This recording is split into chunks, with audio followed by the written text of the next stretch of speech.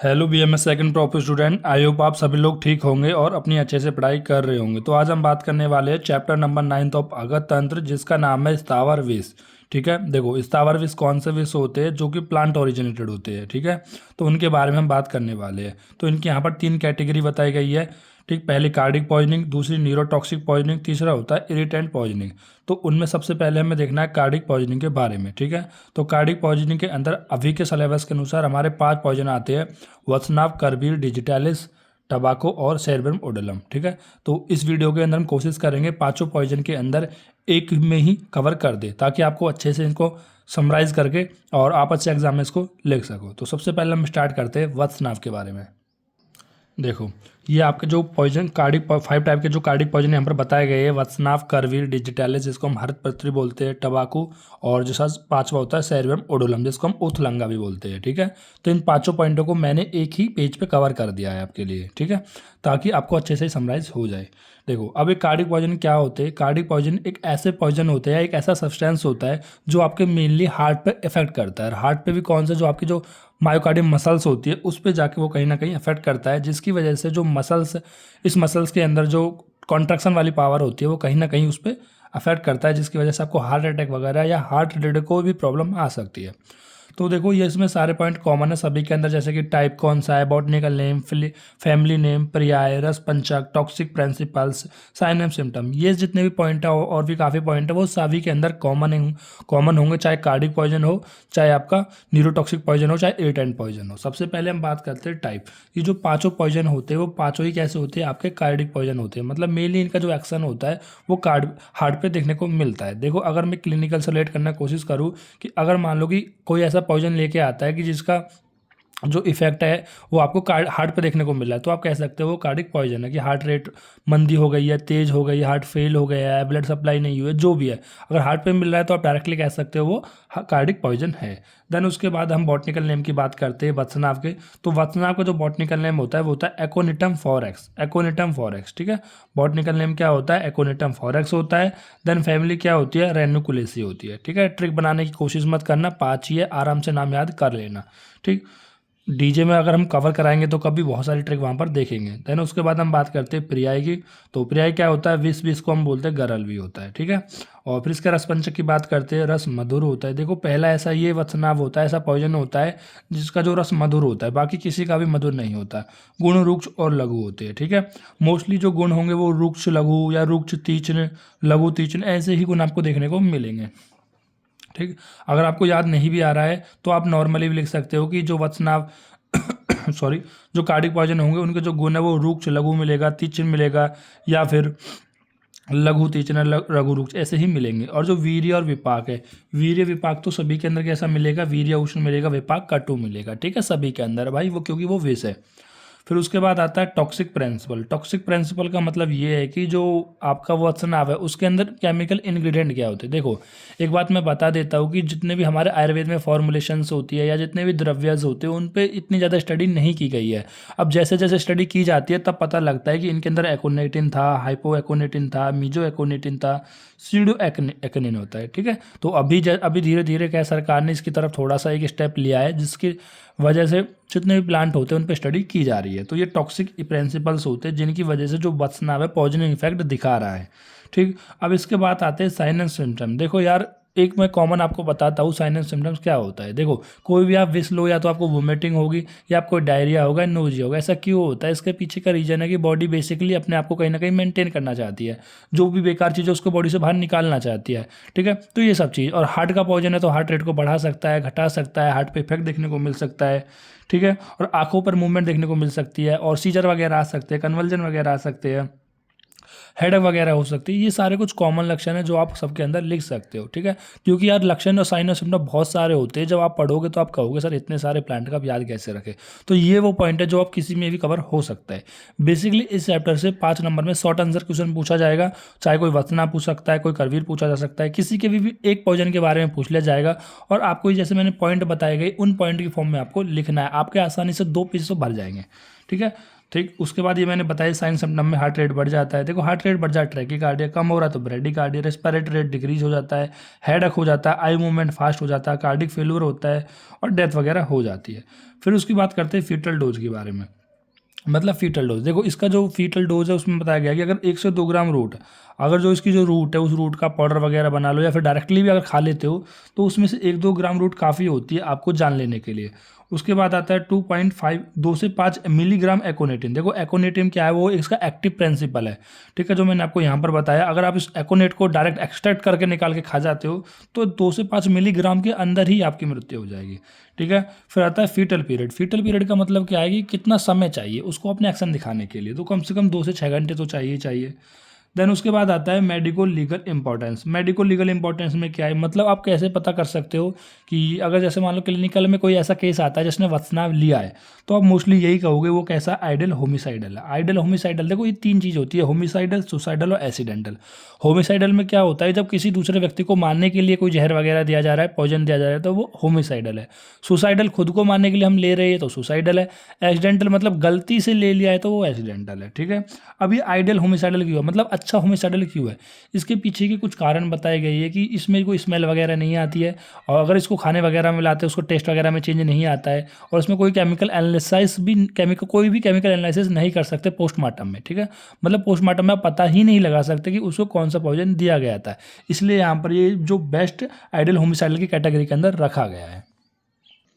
इसके बाद हम बात करते हैं इसके ट्रीटमेंट के बारे में, जिसमें आता है रिस्क्वेटेशन। देखो ये हमारी बात हो चुकी है कहाँ पर, जब हमने management of poisoning chapter number 2 of अगस्त तंत्र देखा था, ये सारे पॉइंट वहीं से आपको मिल जाएंगे, ठीक है। रेस्क्यूटेशन में क्या होता है कि आपको पहले monitoring and maintenance of ABC. ABC का मतलब क्या होता है, एयरवे, ब्रीथिंग और सर्कुलेशन। जब भी कोई पॉइजनिंग का पेशेंट आता है तो इसमें एयरवे, ब्रीथिंग और सर्कुलेशन आपको चेक करनी है, ठीक है। देन उसके बाद देखना है कि जो पॉइजन है वो अनएब्जॉर्ब है, ठीक है। अगर रिमूव करना है अनएब्जॉर्ब पॉइजन को, अगर पेशेंट कॉन्शियसनेस है तो आप उसको उल्टी वगैरह करा सकते हो, ठीक है। और अगर पेशेंट अनकॉन्शियसनेस है तो आप वहाँ पर आप परगेशन वगैरह दे सकते हो, या फिर आप उसकी स्टोमक का वॉश करा सकते हो। किसके साथ, आप KMNO4 सोल्यूशन दोगे तो जिसकी वजह से उसकी जो स्टोमक वॉश हो जाएगी, ठीक, परगेशन के थ्रू। फिर वो दूसरा है कि अगर एब्जॉर्ब नहीं, अगर अनएब्जॉर्ब नहीं, एब्जॉर्ब हो गया है तो आप यहाँ पर डायूरेसिस करा सकते हो। डायूरेसिस मतलब कहीं ना कहीं यूरिन के थ्रू बॉडी से बाहर निकालना, या फिर स्वेटिंग के थ्रू किसी भी तरह बॉडी से बाहर निकालना। देन उसके बाद यूज ऑफ एंटीटोड। देखो अब एंटीटोड में यहाँ पर क्या बताया गया, टंकण बताया गया, ठीक है, टंकण वर्षम। अगर मॉडर्न के भी देखना चाहते हो, देखो ये तो आयुर्वेद का हो गया, मैं आपको मॉडर्न के लिए भी लिख देता हूँ आपके लिए। तो इसमें आप क्या करा सकते हो, एट्रोपिन वगैरह दे सकते हो, ठीक है, एट्रोपिन, ठीक है। वो 102 मिलीग्राम आप एट्रोपिन यहाँ पर दे सकते हो, तो एट्रोपिन लिख सकते हो। देन उसके अलावा आप यहाँ पर एक्टिवेटेड चारकोल वगैरह भी दे सकते हो, ठीक है। ये सब आपको याद होगा ये एक्टिवेटेड चारकोल क्या होते हैं, ठीक है। मैं इनको अगर एक्सप्लेन करूँगा थोड़ी वीडियो बड़ी हो सकती है, ठीक। तो अगर आपने नहीं है तो एक बार मैनेजमेंट ऑफ पॉइजनिंग वाला देख लेना, वहाँ पर मैंने आपको बहुत अच्छी तरीके से बता दिया है, ठीक है। और मैं शॉर्ट में बता देता हूँ कि एक्टिवेटेड चारकोल क्या होता है, कि यहाँ पर एक्टिवेटेड जो चारकोल होता है वो पॉइजन को एब्जॉर्ब कर लेता है, ठीक है। अब एक्टिवेट चारकोल के अंदर मेनली कौन से पॉइजन को एब्जॉर्ब करता है, मेटालिक पॉइजन को, एल्कलॉइडिक पॉइजन को, ग्लूकोसाइड पॉइजनिंग को, ठीक है। तो यहाँ पर इनको एब्जॉर्ब कर लेता है। अब सिम्टमेटिक मैनेजमेंट में क्या होता है, देखो सिम्टमेटिक मैनेजमेंट में क्या होता है कि जिस तरह से उसके सिम्टम दिख रहे हैं, अगर पेन ज़्यादा हो रहा है किसी पॉइजन की वजह से तो मॉर्फिन का इंजेक्शन दे सकते हो, या फिर अगर कोई शॉक वगैरह हो गया है, मतलब वो डिप्रेस वगैरह हो गया है तो IV फ्लूइड चढ़ा सकते हो, या ब्लड का ग्लूकोज लेवल कम हो गया है तो ब्लड चढ़ा सकते हो, मतलब सॉरी ग्लूकोज कम हो गया तो हाइपोग्लाइसेमिया, या फिर ऐसे ही कि इलेक्ट्रोलाइट बैलेंस कम हो गया है तो यहाँ पर आप सोडियम पोटेशियम आयन चढ़ा सकते हो, ठीक है। कन्वल्जन आ रहा हो तो यहाँ पर डाइपजाम वगैरह दे सकते हो, ठीक है। और अगर रेस्पिरेशन की ऑक्सीजन जरूरत है तो वो दे सकते हो आप, कार्डियक स्टिमुलेंट वगैरह दे सकते हो, ठीक है। और इसी तरह से मतलब बहुत सारी चीज़ें आप दे सकते हो, या फिर जैसे एनाफ्लैक्टिक रिएक्शन वगैरह हो जाए तो आप एडेनिल और एंटीहिस्टामिन स्टेरॉइड का इंजेक्शन दे सकते हो, ठीक है। ये मैंने लिखा नहीं है क्योंकि ये बहुत सारी चीज़ें यहाँ पर मैंने कवर करा दी है। अब देखो चाहे वत्सनाभ हो, चाहे करवीर हो, चाहे हरित पत्री हो, चाहे तंबाकू हो, चाहे ओथलंगा हो, यहाँ पर सभी सेम ही है, बस थोड़ा सा डिफरेंस हो सकता है यूज ऑफ एंटीटोड में। एंटीटोड में थोड़ा डिफरेंस है, नहीं तो सभी के अंदर ये सारी चीज़ कॉमन होंगे, ठीक है। क्योंकि देखो बुक में मैंने देखा था, बुक में दे रखा था, बुक में बस ऐसे ही दे रखा था कि स्पेसिफिक एंटीटोड दे दो, गैस्ट्रिक लवाज दे दो, एक्टिवेट चारकोल दे दो। तो मैंने सोचा क्यों ना जिस तरह से हमने जो सेकंड चैप्टर के अंदर पढ़ा था सेम वही पैटर्न लेके चले, तो इससे क्या होगा, एग्जामिनर भी खुश होगा कि बच्चों को पता है कि किस तरह से एक चीज़ें करके स्टेप बाय स्टेप बढ़ना है, ठीक है। तो इस तरह से देन उसके बाद पोस्टमार्टम है, तो पोस्टमार्टम में ऐसा कुछ खास अपीयरेंस मैं यहाँ पर नहीं लिख पाया क्योंकि यार बहुत सारी चीज़ें आ गई थी। ठीक है, तो पोस्टमार्टम मैं यहाँ पर इतना याद रख सकते हो उसके अंदर नोट स्पेसिफिक बाइंडिंग और ऑर्गन आर कंजेस्टेड। तो अभी के लिए आप, मैं तो कह रहा हूँ पोस्टमार्टम के लिए छोड़ दो क्योंकि काफ़ी इतने पॉइंट आपके लिए काफ़ी है। और अगर फिर भी आपको लगे तो मैं इसको दूसरी वाली वीडियो के अंदर इसको एक्सप्लेन कर दूंगा। इसके बाद हम देखते हैं मैकेनिज्म के बारे में। ठीक है, मैकेनिज्म ऑफ एक्शन, जो मतलब आपने वत्सनाव लिया तो वत्सनाव की मैकेनिज्म ऑफ एक्शन क्या है, मतलब वो किस तरह से कर्म करेगा वो चीज़ बताई जा रही है। तो उसमें बताया जा रहा है कि open sodium channel and inhibit complete repolarisation of membrane of myocardial tissue. देखो, अब कोई भी ऑर्गन हो, हर एक ऑर्गन के पास सेल्स होती है और हर एक सेल के पास सोडियम पोटेशियम चैनल्स होते हैं। ठीक है, तो वो क्या करेगा, जो सोडियम चैनल्स होते हैं उन्हें ओपन कर देता है और जब जब सोडियम चैनल ओपन होंगे तो वो क्या हो जाएगा, इनहिबिट कंप्लीट रिपोलराइज, मतलब पूरी तरीके से जो मेम्ब्रेन है वो रिपोलराइज ही नहीं होगी। अगर पूरी तरीके से रिपोलराइज नहीं होगी तो उतना अच्छे से करंट नहीं आएगा, उतने अच्छे से कॉन्ट्रैक्ट नहीं करेगी, तो उस वजह से मायोकार्डियल जो टिश्यू है तो वो इतने अच्छे से पंप नहीं करेगा, तो हार्ट की मसल कहीं ना कहीं थोड़ी प्रॉब्लम होगी। तो इस तरह से, ठीक है। और मैंने आपको बता ही रखा है क्योंकि जैसे तीन नोकिया से फुल फॉर्म से मैंने बताया था कि नोकिया आउटसाइड और पोटेशियम इनसाइड, तीन और ये दो, इस तरह से। और उन्होंने क्या कर दिया, जो सोडियम चैनल है उसको ओपन कर दिया है। ओपन कर दिया तो ये क्या हो जाएगा, पूरी तरह से रिपोलराइजेशन नहीं हो पाएगी। ठीक, अब थेरापेटिक यूज़ देखते हैं हम। तो थेरापेटिक यूज़ बताया गया है कि 1 स्पर्शवा 1/16 1/18 रत्ती, एक रत्ती में 150 मिलीग्राम होता है, उसका 1/16 या 1/18, क्योंकि वत्सनाव क्या पॉइजन है। अगर आप उसको थेरापेटिकली यूज़ मतलब मेडिसिनल प्रॉपर्टी में यूज़ करना है तो कितना कम रेशियो उसका लेना है, ये बताया गया है। ठीक है, या फिर आप कह रहे हैं प्योरीफाइड वत्सनाव लेते हो, मतलब ऐसा वत्सनाव लेते हो जिसको प्योरीफाई गया, शुद्ध लिया गया है। ठीक है, शोधन किया गया है, तो 60 से 125 मिलीग्राम, जिसको करीब करीब हम कह सकते हैं आधा से एक रत्ती के बराबर। फिर इसकी कुछ फॉर्मुलेशन वगैरह है कि इसको आप संजीवनी वटी वगैरह, मतलब डिस्पेप्सिया वगैरह में संजीवनी वटी मतलब संजीवनी वटी बना सकते हैं, मृत्युंजय रस बना सकते हैं, आनंद भैरव रस बना सकते हैं, जिनको हम यूज़ कर सकते हैं। जैसे संजीवनी वटी को डिस्पेप्सिया में, मृत्युंजय को ज्वर में, और आनंद भैरव रस को यहाँ पर ज्वर, काज, अतिसार और प्रमेय के लिए हम यूज कर सकते हैं। ठीक है,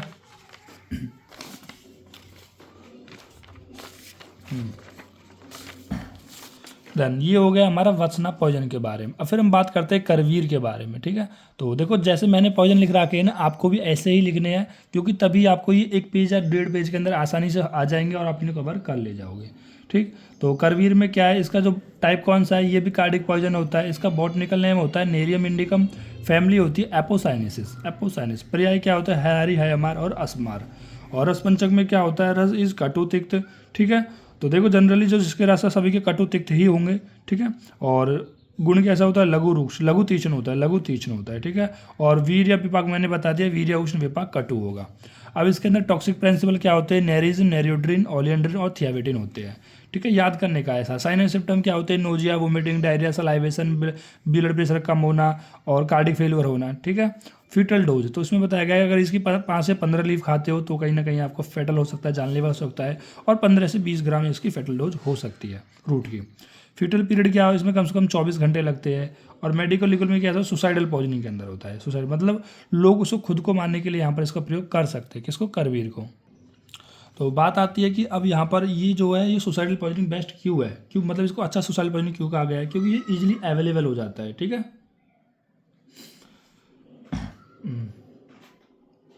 तो इस वजह से इसको यहाँ पर सुसाइडल पॉइजनिंग कहा गया है। तो वैसे तो देखो हमने कितने पॉइंट यहाँ पर 10 पॉइंट लिखा है, 10 पॉइंट भी काफ़ी होते हैं 5 नंबर को लाने के लिए, लेकिन फिर भी मैंने कुछ एक्स्ट्रा पॉइंट भी लिखे हैं ताकि कोई भी पॉइंट यहाँ पर छूटे नहीं। ठीक है, अब सेम ऐसे यहाँ पर ट्रीटमेंट लिखना है आपको, जैसे मैंने आपको बताया है। देन उसके बाद आता है हमारा एंटीटोड। एंटीटोड वाले पॉइंट में देखो रेस्क्यूटेशन में, रिमूवल ऑफ अनएब्जॉर्ब पॉइजन में सारा सेम रहेगा। तो फिर आता है यूज़ ऑफ एंटीटोड के अंदर थोड़ा बहुत चेंजेस हो सकते हैं, वो चीज़ आपको देखनी है। कि जैसे यहाँ पर बताया गया नौसादर, हमारे आयुर्वेद में इसके लिए क्या बताया गया, नौसादर बताया नहीं, टंकन और नौसादर वसनाव के लिए बताया गया था। करवीर के लिए अर्क, त्वक चूर्ण और जल के साथ। ठीक है, अर्क, त्वक का चूर्ण और जल के साथ यहाँ पर इनका बताया गया है। ठीक है, तो और तो इसमें क्या है कि आपको ये इलेक्ट्रोलाइट बैलेंस इसको मेंटेन कर सकते हो। ठीक, देन उसके बाद सिम्पटम मैनेजमेंट, जैसे भी आपको लक्षण दिखेंगे पेशेंट में उसके अनुसार आप कर सकते हो। और पोस्टमार्टम में आपको ऐसे कुछ करने की ज़रूरत नहीं है अभी, ठीक है। चलो मैं क्या करता हूँ, इन पोस्टमार्टम के लिए ना अगली वीडियो में आएगी ना तो उसके लिए सब इनका एक एक बता दूंगा, एक एक दो दो, क्योंकि देखो पोस्टमार्टम में बहुत सारे दिखती है चीज़ें। अगर आप इतना सब करने बैठ गए तो आपको ये कवर नहीं होने वाला है, ठीक है। क्योंकि अगर तंत्र का एक ही पेपर होता है, टोटल 26 चैप्टर्स हैं, ठीक है, जो कि काफ़ी डिफिकल्ट होते हैं एक पेपर में सभी को याद करना। मैं इतना कराऊंगा ताकि आपको सारे चीज़ें अच्छे से हो जाए, कोई चीज़ छूटे ना, ठीक है। और अगर वो ओवर एक्स्ट्रा पढ़ना है तो यार देखो फिर तो आप कोई भी बुक से पढ़ सकते हो। फिर इसके बाद मैकेनिज्म ऑफ एक्शन की बात करते हैं। देखो थोड़ी राइटिंग मेरी ख़राब है इंग्लिश की, मैं कोशिश करता हूँ यार फिर भी पर, लेकिन ये है कि एक पेज में लाने के लिए मुझे थोड़ा सा ही करना पड़ता है, ठीक है। तो और इसका जो न्यूरोटॉक्सिक पॉइजन होगा उसमें कोशिश करूंगा थोड़ी और अच्छा लिखने की।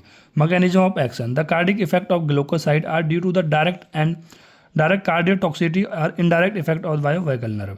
तो ये यहाँ पर क्या बताया गया है कि जो मैकेनिज्म ऑफ एक्शन है किसका, करवीर का, यानी जो करवीर का जो डायरेक्ट किस पे होता है, आपके हार्ट पर होता है। क्यों? क्योंकि इसमें क्या होता है, ग्लाइकोसाइड्स होता है, और जो ग्लूकोसाइड होता है वो डायरेक्टली आपके हार्ट पर अटैक करता है और एक इनडायरेक्ट वे से वैगल नर्व पर वो अटैक करता है, ठीक। ये मैकेनिज्म ऑफ एक्शन है।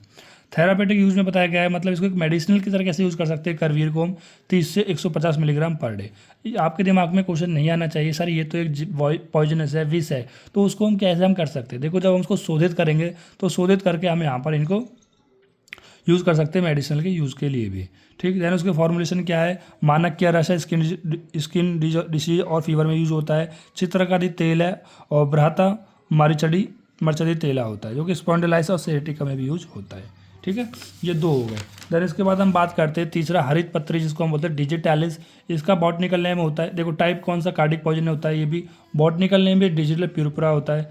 देखो इनका फोटो एक बार देखते रहना, मैंने फोटो आपको शायद नहीं दिखाया है, देखो ये होता है डिजिटल प्यूरपुरा हरित पत्री। देन उसके बाद हम बात करते हैं करवीर की। देखो दो प्रकार के करवीर होते हैं, एक होता है हमारा रक्त करवीर, एक होता है पीर करवीर, ठीक है। ये रक्त करवीर है और ये मतलब लाल वाला है और ये पीला वाला है, ठीक है। तो जो मैंने आपको बताया आपको वही करना है। देन उसके बाद वत्सनाभ भी मैंने आपको करा दिया है, तो वत्सनाभ भी दिखा देता हूँ, ठीक है। तो वत्सनाभ देखो ये रहा वत्सनाभ, ये आपका वत्सनाभ, ठीक है, वत्सनाभ। अब देखो जो करवीर होता है उसे हम क्या कहते हैं, कनेर कहते हैं, इसमें आप कंफ्यूज मत होना। ये सभी ने देखा होगा यार, हमारे इधर तो ये रहता है कनेर, ठीक। तो मैं इसको लिख भी देता हूँ, करवीर इज इक्वल टू कनेर।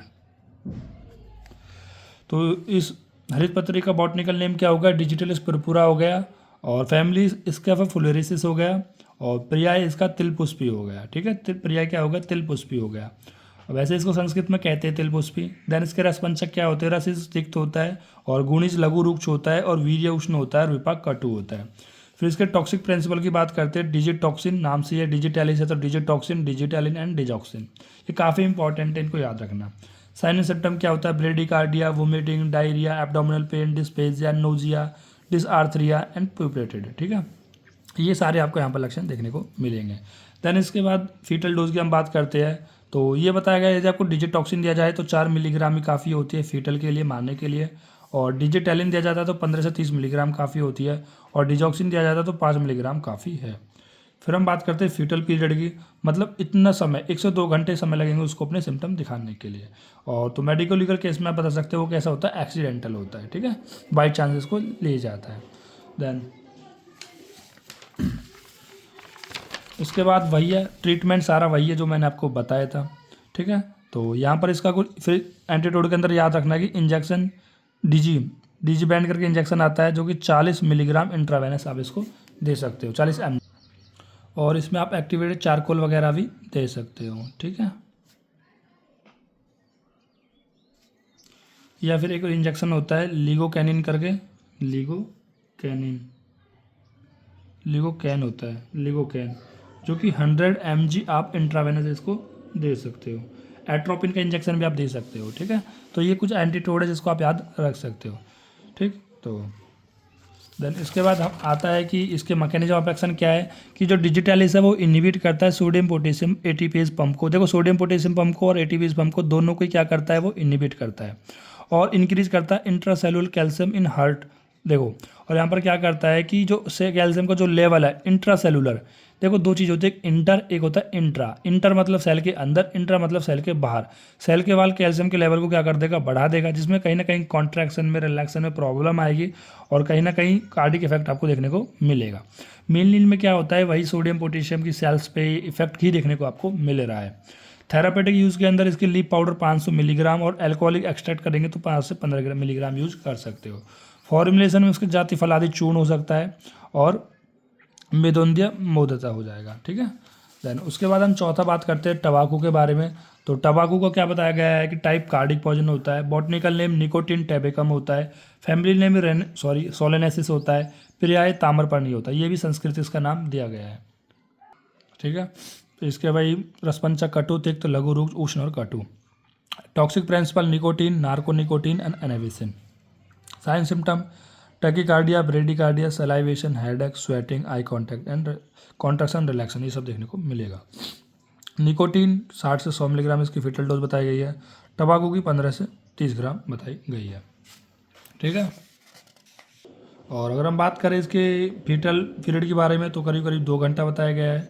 देखो आप एक और चीज़ मैं बता देता हूँ, कुछ कुछ बुक में ना थोड़ा रेफरेंस अलग होता है, तो ये कमेंट मत करना कि सर आपने अलग बताई है, वहाँ पर अलग है। ठीक है, तो थोड़ी थोड़ी बुक का भी अंतर होता है कि किसी बुक में थोड़ा सा रेफरेंस रेंज अलग होती है, ये थोड़ा अलग हो सकता है, किसी में कम हो सकता है, किसी में ज़्यादा हो सकता है। ठीक है, देन उसके बाद मेडिको लीगल में बताया गया है सुसाइडल, मतलब सुसाइडल है। ठीक है, खुद को मारने के लिए भी यहाँ पर तंबाकू का यूज़ हो सकता है। बात करें ट्रीटमेंट की, सब चीज़ सेम चलेगी। ठीक है, सब चीज़ सेम चलेगी। एंटीटोड में क्या यूज़ कर सकते हो आप, गोघृत आप यूज कर सकते हो। ठीक है, और यहाँ पर एट्रोपिन का भी आप यूज कर सकते हो, एट्रोपिन का भी आप यूज कर सकते हो। ठीक, तो एट्रोपिन का भी यूज़ क्यों कर रहे हो आप, जब आपका जो लो बीपी हो जाता है। ठीक है, क्योंकि तंबाकू क्या करता है, ब्लड प्रेशर को लो कर देता है, तो इसमें यहाँ पर आप एट्रोपिन का भी यूज कर सकते हो। इतना हो गया। देन उसके बाद वही मैकेनिज्म ऑफ एक्शन कैसी होती है कि जो टबाकू है, देखो टबाकू का जो एक्टिव कंपाउंड होता है वो निकोटीन होता है, और निकोटीन निकोटीन क्या करता है कि जो हमारा ACH एसिटिल कोलिन रिसेप्टर्स होते हैं, तो इनको जाके बाइंड कर जाता है, जिसकी वजह से बाइंड होने की वजह से वो न्यूरोट्रांसमीटर को स्टिमुलेट करता है। और जो न्यूरोट्रांसमीटर कौन से होते हैं, जैसे कि डोपामिन वगैरह हो गया, ये रिलीज होते हैं, और जितने ज़्यादा रिलीज हो जाएंगे उतने ज़्यादा हमारे ब्रेन को अलर्ट करेंगे, बॉडी को अलर्ट करेंगे, उतने ज़्यादा प्लेजर देंगे। ठीक है, पर लेकिन वो क्या करते हैं, अल्सो एक एडिक्शन की तरह ये काम करते हैं। तो इनके यहाँ पर थेरापेटिक यूज 102 ग्राम बताया गया है। फॉर्मुलेशन जाति फलादी बटी बताई गई है। अब हमारा 5वां कार्डिक पॉइजन रहा है जिसका नाम है ओथलंगा, जिसको हम बोलते हैं सेरविरम ओडोलम। बॉटनिकल नेम भी क्या है, सेरविरम ओडोलम है। फैमिली क्या है, एपोसाइनेसी है, और इसका पर्याय क्या है, ओथलंगा है। और रसपंचक की बात करें तो तिक्त कटुरस होगा, लघु रुक्ष होगा, उष्ण होगा, कटु, सेम वही है। अब इसके टॉक्सिक प्रिंसिपल की बात करें तो सेरिबिरिन ओडोलिन, जैसा इसका बॉटनिकल नेम होता है। Sign symptom vomiting, diarrhoea, abdominal pain, bradycardia, respiration और डेथ। देखो आप बहुत सारे लिख सकते हो, मैं मना नहीं कर रहा हूँ, और बहुत सारे होते हैं। ठीक है, पर मैं इतना कह रहा हूँ कि ताकि आप एग्जाम में इस चीज़ को लिख सको। फिटल डोज एक फ्रूट, इसके फ्रूट में ही पॉइजन होता है, तो एक फ्रूट से ही काम आपका हो जाएगा, का खाना नहीं है। फीटल पीरियड की बात करें तो 102 दिन है। ठीक है, तो मतलब इसमें टाइम लगता है थोड़ा। मेडिको लीगल एस्पेक्ट की बात करें तो ये भी कैसा होता है, सुसाइडल है। देखो आप कैसा कितनी आसानी कर सकते हो, कितने आसानी से देखिए, जैसे कि होमिसाइडल, पॉइजन, एक्सीडेंटल और सुसाइडल और सुसाइडल। इससे क्या है कि दिमाग में पूरी पिक्चर बन जाती है इनको याद करने की। ठीक, ट्रीटमेंट सेम वही रहेगा जैसा आपका था, कि सेम वही रेस्पिटेशन करना है, ABC जिसके अंदर आती है। देन उसके बाद आपका रिमूवल ऑफ एनऑब्जर्व आता है। देन उसके बाद रिमूवल ऑफ एब्जॉर्ब पॉइजन आता है। ठीक है, वो आप कर सकते हो। देन उसके बाद आता है यूज ऑफ एंटीटोड। तो एंटीटोड के अंदर क्या देख लेते हैं, इसके अंदर देखो एंटीटोड के अंदर ऐसा कुछ स्पेसिफिक तो बताया नहीं है, पर लेकिन वही है, एट्रोट्रोपिन वगैरह के स्टोमक वॉश वगैरह आप कर सकते हो, सेम वही रहेगा। ठीक है, देन उसके बाद हम बात करते हैं यहाँ पर मैकेनिज्म ऑफ एक्शन की। तो इसमें बताया गया जो सेरविरम ओडोलम के अंदर एक एक्टिव कंपाउंड होता है जिसका नाम है सेरबिरम एंड कार्डिग्लूकोसाइड है, जो कि क्या करते हैं, इनिबिट करते हैं सोडियम एंड पोटेशियम पंप को, जिसकी वजह से जो ATPase पंप है वो कॉजिंग आपको यहाँ पर स्ट्रॉन्ग कॉन्ट्रैक्शन देगा। ठीक है, इसके कारण स्ट्रॉन्ग कॉन्ट्रैक्शन आपको, मतलब जिसके वजह से BP वगैरह आपका हाई हो सकता है। ठीक है, तो इसमें क्या है कि इसको हम एक्सटर्नल एप्लीकेशन तरह यूज़ कर सकते हैं थेरेपेटिक यूज़ के अंदर। फॉर्मुलेशन पेस्टिसाइड और एंटी फंगल एजेंट के इसको हम सेरविरम ओडोलम को डालते हैं। तो इसी के साथ आपके जो ये पॉइजन है ठीक है। देखो 25 मिनट की करीब वीडियो है जिसके अंदर हमने कार्डिक पॉइजन के बारे में अच्छे से देख लिया है। तो सबसे पहले याद रखना कार्डिक पॉइजन क्या होते हैं कि कार्डिक पॉइजन के ऐसे सब्सटेंस होते हैं जो स्पेशली हमारे हार्ट को अफेक्ट करते हैं, ठीक है, जिसकी वजह से आपको कार्डिक टॉक्सिटी हो सकती है या हमारे कार्डिक डिसफंक्शन हो सकता है, ठीक है। और ये कौन कौन से होते हैं? वत्सनाभ, करवीर, हरितपत्रिया डिस्टेलिस, टबैको और सेरम ओडेलम होता है, ठीक है। बॉटनिकल नेम, टाइप, फैमिली, पर्याय, रसपंचक, ठीक। देखो अब क्या आपको रसपंचक को एग्जैक्टली रटने की जरूरत है? नहीं, आपको एक आइडिया हो गया है। टॉक्सिक प्रिंसिपल आपको रटने की जरूरत है, अच्छे से कर लेना, ठीक है। साइन सिम्टम्स भी आप कर ले जाओगे और थोड़ी थोड़ी डोज मात्रा भी आप देख सकते हो। और मैकेनिज्म ऑफ एक्शन मैंने बता दिया है, मेनली किस पे अफेक्ट करता है, ये थोड़ा सा आइडिया रख लोगे तो आप कर ले जाओगे, ठीक है। धन्यवाद।